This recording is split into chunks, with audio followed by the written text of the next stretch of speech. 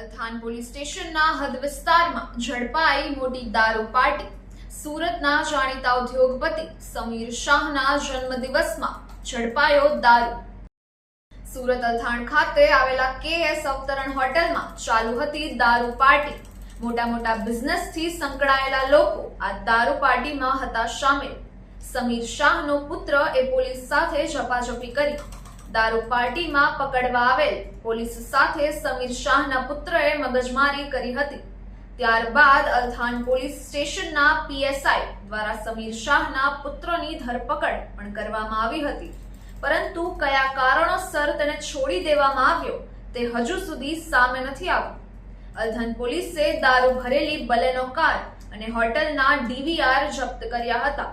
સાથે જ આ દારૂ પાર્ટીમાં દારૂ પહોંચાડનાર વ્યક્તિની પણ ધરપકડ કરવામાં આવી।